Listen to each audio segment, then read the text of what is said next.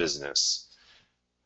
Before we get started, I'd like to go over a few housekeeping items so you know what to expect and how to participate. You'll probably already notice that you came into the webinar muted.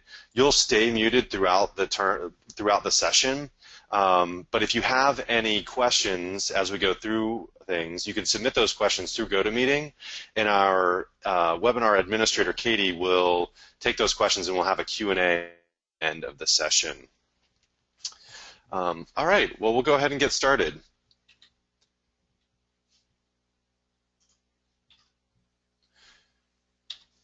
So here at Accesso, we believe that technology has the power to redefine the guest experience. Everything we do starts with thinking about the guest experience first. And that thought process allows us to help simplify operations, improve guest satisfaction, and drive growth for our clients. So what? So what does that mean for me? Or what does that mean in reality, and how we bring that to life? Well, you know, we spend a lot of time talking to a lot of clients around the world about, you know, helping solve operational challenges, revenue challenges, just general ticketing challenges, functionality challenges.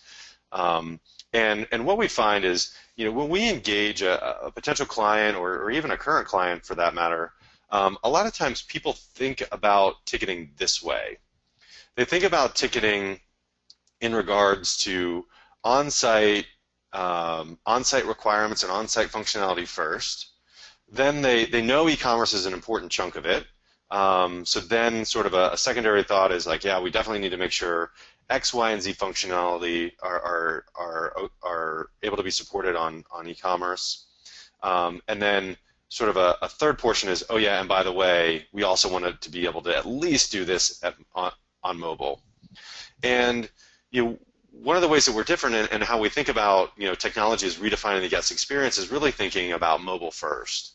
So it's not because on-site is less important. You know, as we're developing new products and services, or as we're looking at our roadmap, we're really thinking about mobile first. And we're going to talk a little bit about in the next part of the presentation about the mobile marketplace and sort of round out some statistics and facts around that reinforce why we're looking at mobile, both broadly across the global landscape and within the attractions, cultural space. And so we think about mobile first, then e-commerce, and then on-site.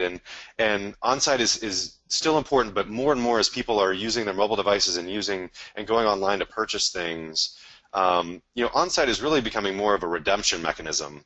And you've seen this even with clients reinventing their front entrances. We have several venues that we're working with where, you know, they're doing millions in attendance and they've got 5 or 6 ticket windows. They're handling the majority of their attendance through, or selling the majority of their tickets through online, through e-commerce or through mobile devices, or they're handling, you know, walk-up traffic through handheld mobile devices, mobile point of sale. So we're seeing people re-engineer their front entrance to accommodate how guest behavior is changing. So it's not just about technical, it's about how that's impacting the physical environment as well. But for today's purposes, we're going to be focusing on the mobile landscape. So let's talk about the mobile marketplace first. And what we're going to do is we're going to talk about this in a couple sections. The first section, we're going to talk about some broader mobile trends around the world. And then we're going to drill that down into some of the trends that we see within our Accesso Passport portfolio. You know, we're supporting over 100 clients or 100 venues now on that platform. We're selling between 20 and 30 million tickets online a year. So we have a good amount of data that we can do some analysis on, and what we're going to share with you are some of the trends that we see across our business. But first, to the mobile marketplace. So first, we'll do some fun facts. People always get a kick out of these. These are great ones to share around the water cooler. Certainly something that you can take to someone in the office today and be like, I was on a webinar and guess what I learned. Hopefully you learn more than that, than just these 3 facts, but these are definitely very interesting. So the first one is, did you know that your mobile phone, so the phone that you have in your pocket that you use to play Pokemon Go and Facebook with your parents or whatever, has more computing power than the computers used for the Apollo 11 moon landing? So you could I guess technically you have enough computing power to put a person on another planet in your pocket every day. That's pretty amazing. Another one that I thought was pretty astonishing is that smartphone owners spend an average of 4.7 hours a day on their phones. So in North America, the average person is awake 15 hours. So everybody spends a third of their life every day on their mobile device. That's a big chunk of time. And then the final one for the fun facts is the average smartphone user unlocks their device 110 times a day. Now, if that's not OCD, I don't know what is. But we're touching. So I think we can all sort of, and what I think these facts reinforce is that we are connected with these devices. We have them with us all the time. They are super powerful, and they do some amazing things for us to enrich our lives. So some other facts: 9 out of 10 consumers keep their phones within reach 24/7. So there's actually a documented phobia of people that sort of have high-level anxiety when they don't know where their phone is, or if they're without their phone. I mean, we're that connected. We're becoming a society that's that connected to their mobile devices. 30% of e-commerce traffic is happening on mobile. Now, this 30% number in the U.S. is looking at everything from Amazon to ticketing at attractions, museums, to Wayfair, or all sorts of the whole broad e-commerce environment. And remember that 30%, because when we get into talking about our specific industries, I think it's going to be sort of telling on what that looks like for us specifically. And 50% of 2015's holiday traffic occurred on mobile. That, I think, is an interesting takeaway from an attractions or operator perspective when you're thinking about the holiday push. A lot of times what we see with our clients is that's the first big push for the next year's season pass, right? Where you could buy these for the holiday season for your friends and family, and thinking about not just offering on those lines, but making sure those offers are being able to be executed on a mobile device. So what all those sort of culminate into are customer expectations, and they're extremely high. 64% of smartphone users expect a page to load within 4 seconds. 4 seconds. I just paused for 4 seconds. That's how quick they expect it to load. 40% have turned to a competitor's site for a better mobile experience. So if we think about that in terms of our businesses, we're all in competitive environments where, if you're a museum in a city, there's multiple museums, and if a family's trying to plan a day out, and one, the page takes forever to load, and two, it's not a great mobile experience, they may be going to another museum or another venue or another attraction. So it's really important to have a really clean mobile experience. And the final one here is 1 in 4 online shoppers abandon their carts if the site's navigation is too complex. So if you start getting into the mobile experience, the days of sort of pinching and zooming are done, and if it's not a clean experience for the guest, they're out. And we'll talk about this a little bit more when we talk about what to do next. Like, okay, I understand that this is important, but how do I get there?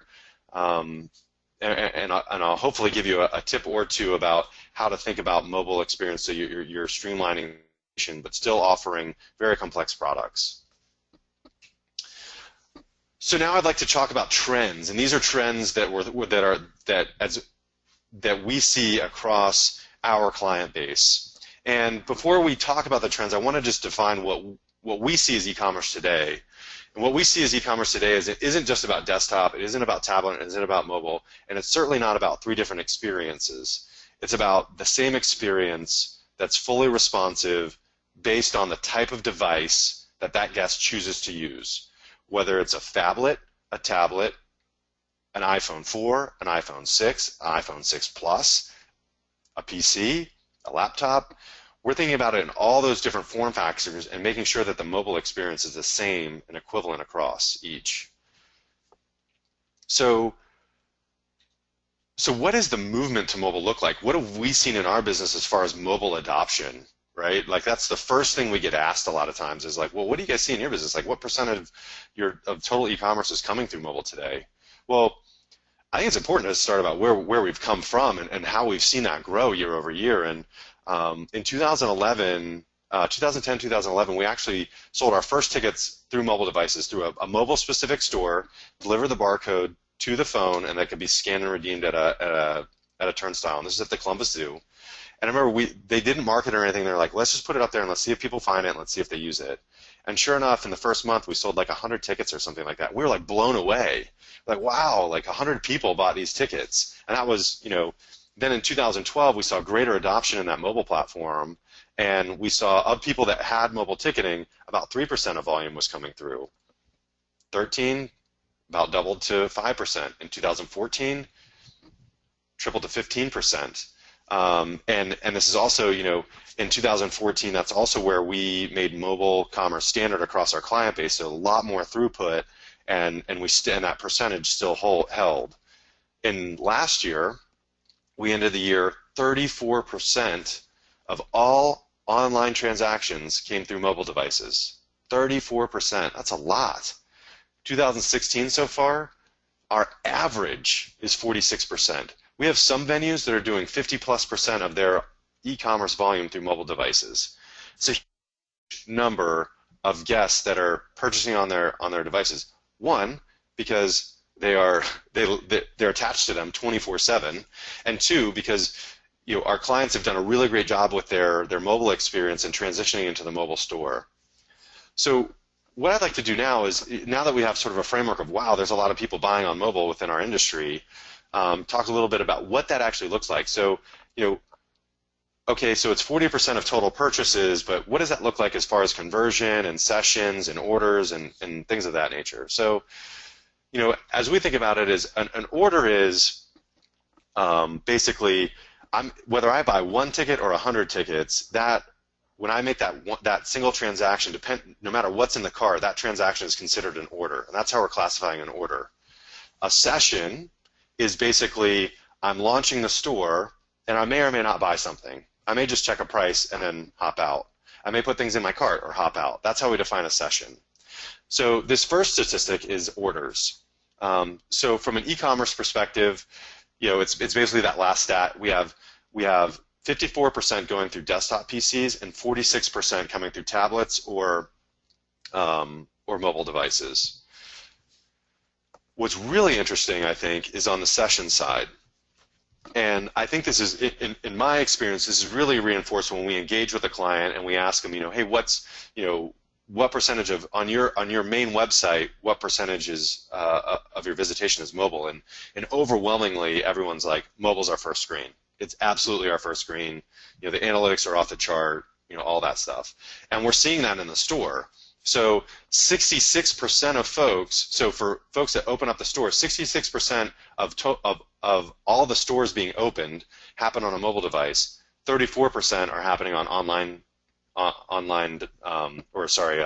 desktop PCs. And we're going to talk about conversion here in a second, because you're probably already doing the math a little bit. And what we're really focused on is, wow, how do we increase the conversion percentage here? Because clearly the conversion is much higher on desktop than it is on mobile devices. And if you start to unpack that a little bit and think about it anecdotally, as a consumer myself, when someone mentions going somewhere or doing something, the first thing you do is pull out your phone, fire up the website, and maybe check a price, maybe look at availability, those sorts of things. So I think that's where you're seeing the 66% come from. And then depending on maybe what the level of financial commitment is to purchase something, maybe I feel more comfortable on a desktop, and we'll talk a little bit about that too in some of the survey results we saw. But as far as conversions, conversion is related, this is how we see it breaking down across sessions or across mobile and desktop. So online, we're at 15%, and then globally, the global e-commerce environment, so that includes everything from Amazon to Gap and general retail online. General general conversion rate is about 4%. Within the attractions community, so attractions, museums, towers, wheels, we're seeing about 15% on e-commerce for desktop, and then on mobile devices we're seeing 7% versus the general retail world of 1.53%. So I think that's partly due to the intent of people coming to the sites, like a museum's website or a theme park's website, to check a price, to actually purchase to go, versus just browsing for retail items online. But it's something that we're very focused on to make sure that we're narrowing the gap on those conversion rates so that there's not such a disparity, and then also that we're trying to do everything we can to partner with our clients to uptick those every year from 15% to 16% or and higher and higher. One of the ways that we do that is through survey results. So with our clients' permission, what we do is we provide at the end of every purchase, every successful purchase, we'll send the guest a survey and ask them some generic questions around what they thought about the shopping experience. And depending on how they bought, whether it's a desktop or a mobile device, we'll ask them, if it's on a desktop device, why didn't they purchase on mobile, things like that. So here's some statistics, high level. 84% of the folks that were surveyed in 2016 so far say that they were satisfied or very satisfied with the shopping experience, that it was simple and easy and quick. That includes mobile and e-commerce. 46% of those folks were on mobile devices. Within the mobile device, within the folks that purchased on desktop PCs, we asked them the question of, hey, why didn't you, can you provide us some feedback on why you didn't purchase on a mobile device? And what we actually learned was people didn't understand, if they bought on their mobile device, how would they get their tickets? Will I get my tickets on my phone, or will I have to hook it up with a printer? How do I actually get the media to get into the venue? And they were also concerned about security. So what we did is, in response to that, is we actually created a splash screen. So when you go and jump to a shopping experience from a venue's website on a mobile device, we actually have a little interstitial, and it's shown here on the right, that addresses those things. That says, hey, shop with ease and speed, scan your phone at the entrance, and secure online shopping. So reinforcing the things that we learned there to make people more comfortable with the fact that, hey, you'll get your tickets on your device, it's secure, it's safe, and it's going to be really easy to help increase those conversion rates. So those are some of the things that we're doing to help bolster the conversion rate on mobile, help increase the number of folks that, when they get to the mobile device, actually purchase, all those sorts of stuff. So if I'm an attendee of this webinar, I'm probably saying, that's all well and good, TJ, but I really want to understand, how do I get there? So, I agree with you that mobile is really important. I agree with you that e-commerce is, not going anywhere, but I need some help sort of better understanding how we go from where we are today to where we want to get. So what we're going to talk about next are more about what I consider e-commerce fundamentals, and this could be a webinar in and of itself that could be quite long, but I want to boil it down to three things: purpose, what's the intent of your website, positioning, how do you get people to convert to purchase once they hit your website, and product, what do you offer on both mobile and on your main website. We're going to unpack each one of those here in the next couple minutes. So the first one is purpose. So the purpose of your website, broadly, is to sell things. It's to inform guests and incent guests to come to your venue, buy a ticket. That's what the purpose of your website is, by and large. And one of the things, that being said, if that's the purpose, one of the things that you need to make sure is that your calls to action are predominant. So here's an example. This is a screenshot from Knott's Berry Farm back in 2012, before they redid their websites, where you can see on the desktop you've had to scroll down to find the buy tickets. So it's sort of below the fold. And I'll highlight them here. And on the mobile device, they didn't have a mobile site. So what you had to do was sort of pinch and zoom and kind of find the corner and select there. So certainly not optimal. But if we look at what they do today, we can see on their, this is Knott's Berry Farm today. What we can see is we've got calls to action at the top that are present across their site. So tickets, season passes, lodging. Those are big and bold, and you can't miss them when you land on the site. And then also, wherever they've got a key product to sell, they've got a call to action. You can see here that Two Parks Fun Day Pass is, there's a buy now button right there that would take you to the store. Now, if you hit the website, it looks a little bit different, but you can also see at the very top of the mobile website, it says buy tickets or season pass deal, highlighted in red on the mobile device. So again, regardless of how people are coming to their site, again, keeping in mind that mobile is your #1 screen, you're taking people through a purchase path. You're giving them the option to buy, and it's right there in front of them. They're not having to go and dig and find it. And this carries throughout your site. It's not just on the home screen. So again, if we go back to, to pick on Knott's Berry Farm a little bit more, back in 2012, if you go to their rides tab, there's no call to action above the fold of how to get to tickets, and same with on the mobile device. And if you go to today, you can see that they have, they've carved out, they still have the spot up top for tickets and season passes and lodging, but they've also carved out a buy now that they have pretty persistently across their site. So no matter where you're at, whether you're planning a visit or things to do, there's always a call to action of, hey, buy now, buy now, buy now. Now on their mobile device or on their mobile site, it's a little bit different under the ride section. There's no call to action, but you can definitely see that it has been built specifically for mobile to make it very easy to navigate. Again, if the navigation for the guest on the site is complex, they're going to leave your site. And in the competitive environments that we live in, that's really important to make sure that you're making it easy for your guests to access information that they need and take action on buying. And one of the sites that I think that does a really good job of this that was launched this past year is the One World Observatory. And you can see here, they've got 3 calls to action on their homepage with, tickets on sale, buy now up top, a buy tickets button over on the side, and then they're even highlighting an MVP package in the circle. And on their mobile device, they've got the buy now call to action at the top, and then the MVP package in orange at the bottom of the mobile device. So doing a really good job of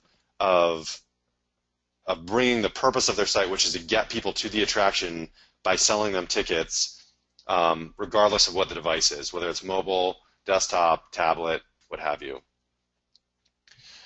The second thing that I'd like to talk about is positioning. So it's a lot about positioning product online, giving people an incentive to purchase ahead of time. And it's not necessarily about discounting, although you do want to price advantage your tickets, and we're going to talk about some of the examples we have here on the screen. But one of the main reasons you want to price advantage online and encourage people to purchase online is that they're buying ahead of time. And if you can lock them in ahead of time, you're not having to worry about those walk-up guests or the people that intend to be walk-up guests on a given day where life gets in the way, right? This Saturday, I absolutely plan on going to the theme park with my family. We have it. It's on the books. We're going to do it. We're going to buy our tickets at the front gate. Well, I wake up on Saturday, maybe I'm not feeling so great, or the kids aren't feeling so great, or whatever. Now life has sort of gotten in the way, and maybe we're postponing another weekend, or now that slips throughout the season. If you're buying online, you're locking those folks in to coming to the park, right? They bought their tickets. They may not come that Saturday if it's not a date time specific ticket, but they are going to come because they've made that financial commitment. So that's a strategic lever that you can, and why it's really important to make sure that you're driving people online. And here at Knott's, Six Flags, and in Orlando, we have, with Merlin, we have 3 folks that are really driving the value savings home. So you can see this, the Knott's Berry Farm one, the 2 Parks, 1 Fun Day Pass, save up to $50 online, only $65. Buy now. Clear value savings to the guest and a call to action. The Six Flags example with the advanced purchase ticket, what we see a lot of times is that purchase behavior happens based on when the time frame between when someone buys a ticket and shows up on site is about 24 to 48 hours typically. So from when they buy the ticket online to when they show up to actually come into the venue is about 24 to 48 hours. So what Six Flags is doing here is they're saying, hey, if you buy ahead of time, at least 3, 6, or 7 days before your visit, you can save up to $25. And the price at the park is going to be almost $80. You can save $25 by buying now and being a planner. We're gonna give you a special discount because you're a planner. And they're locking those people in and getting them to commit a little further out than what the typical behavior may be. So just really, really good examples of positioning the product online. And then, the final example here on the right-hand side with the Orlando Eye, they're bundling products, and what they want to do is they want to communicate the value of bundling through experiences, the Orlando Eye, Madame Tussauds, and Sea Life. So make the most of your visit and save over 45%.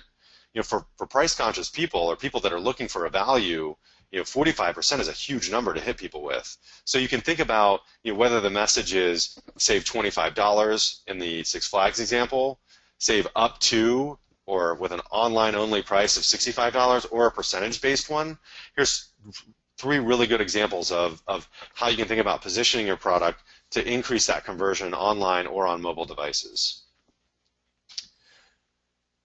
The final piece is around product. And what we've seen over the last, I'd say the last 4 years, there's been a big transformation in the number of things that we're selling online. And 5, 6, 7 years ago, it was primarily access. It was season tickets, it was daily tickets, maybe a cabana rental here and there, maybe parking here and there. But more and more, because the business is shifting online, shifting to mobile, clients are just throwing more and more and more online so guests can, and it's not just about like trying to squeeze every last penny out of the guests, it's about educating the guests on all the things that are available to them before they get there, so that they can have a fantastic experience. And if you're a guest and you're going to Six Flags for the day, there's a level, or any theme park for that matter, there's a level of excitement and endorphins when you pull into the parking lot and you see the front gate, and you're tunnel visioned on, I got to get my tickets at the window, I got to get through the turnstiles, and then it's fun for the day, right? And when you're able to communicate with people when they're at home, sitting at their computer planning their visit, you can educate them on so much more to do and really round out their experience. And here, this is an example of things that they're selling with season passes. There's a dining pass, parking, drink bottles, shopping passes. These are all things you can add to your season pass to make your experience as a season pass holder even better. Another example is Fast Track at Thorpe Park in the UK. They have different packages that get you to the front of the line. An ultimate, full throttle for different price points. But educating people that, hey, you should buy this ahead of time because 1, it'll probably sell out, and 2, you're going to have the best experience if you buy this ahead of time. Another really good example of this, real-world example, is we had a client who had a dolphin experience at their venue, and this was probably 4 years ago, and they were like, hey, our dolphin experience, we're having a lot of inventory spoil because people aren't booking into it, or they're booking inefficiently. We'll have 2 spots in one time frame and 3 spots in another, and can you guys help us do that? So what we did is we helped them through the shopping experience, creating a nice shopping experience, but then we also just offered it online as a checkout level cross-sell. So every person that was buying something saw the dolphin experience as part of the purchase process. And sure enough, the attendance for that program skyrocketed because they were putting that offer, that experience in front of, thousands of people that were buying tickets every single day. It's about again, it goes back to educating your clients on all the things that there are to do at your venue so they have as rich an experience as possible, because the last thing you want them to do is leave at the end of the day and find out a week later that there was this awesome dolphin experience that their kid would have loved, but they had no idea was there. So it's like, oh, well, I guess we'll have to do that next year, and you have to kind of rely on them remembering to do that. So that's just kind of the take on product. So we've talked about mobile trends, we've talked about industry trends, we've talked about how to bring this to life in general, or through positioning, through purpose, positioning, and product. And just to kind of bring it together, why is all of this important? Why should I care about this as an operator? Well, first thing is service. It's what guests expect. They expect that store to load in 4 seconds. They expect a clean purchase experience, whether it's desktop, tablet, or mobile. It's just what they expect. They expect to be able to buy all those things ahead of time. Data. More commerce and m-commerce transactions mean more data about your guests. So when a guest turns up and they pay cash, you're not getting any information about that guest. But when they turn up and they pay and they bought ahead of time, you have their address, you have their zip code, you have their email address, you have a variety of information that you don't otherwise have on the guest, where they purchased, how they purchased, all of those things. Third thing is it's about revenue. So easier purchasing leads to lower abandonment, leads to greater conversion.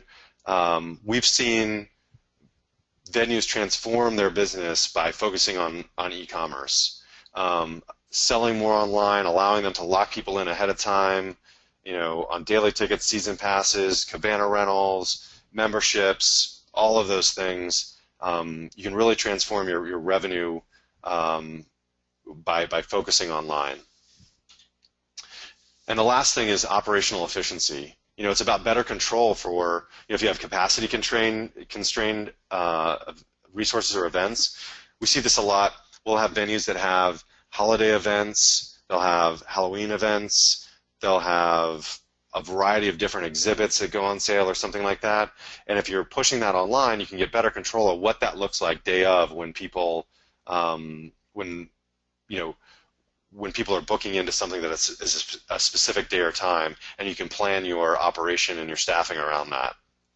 So, at this point, that sort of brings our webinar to a conclusion. I hope you found the information helpful, and I hope that I've been able to provide you with some food for thought as you continue to plan and build out your mobile strategies. So at this time, I would like to open it up to Q&A. Katie, do we have any questions from the audience that have been submitted? Thanks, TJ. Let's take a quick look here. As a reminder to everyone, if you have any questions, you can still submit them to us using the questions panel. It looks like, I don't see any that have come in yet, but maybe TJ, are there any questions that typically come up when you talk about this topic? Yeah, one of the questions that we get a lot is, it's pretty clear that mobile is here to stay, but are there other technologies that we should be looking at the horizon? What comes after mobile, basically?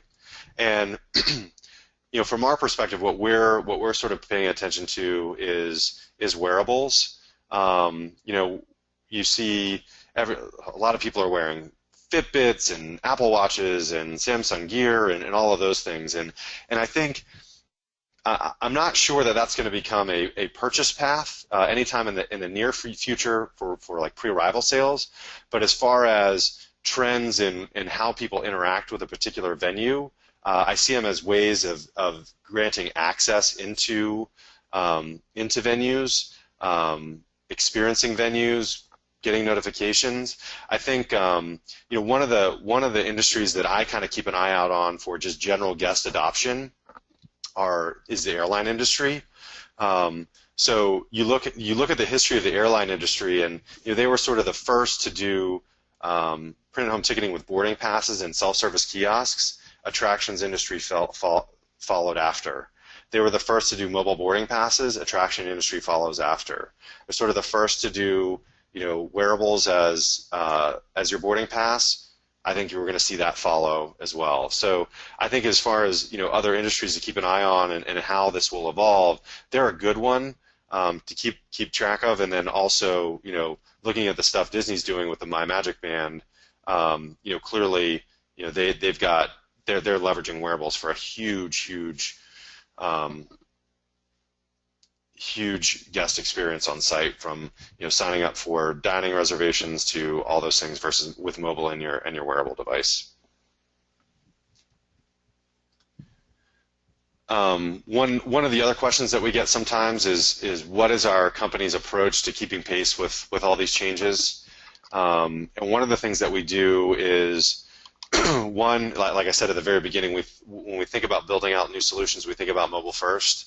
But the other thing is around agile development, and across our different businesses, whether it's Accesso LoQ, Accesso Showware, Accesso Seriousware, or Accesso Passport, we've all of our development groups have now adopted agile development methodologies, so they're allowing us to quickly develop and deploy enhancements for our solutions, react to the changing marketplace, and things like that. So,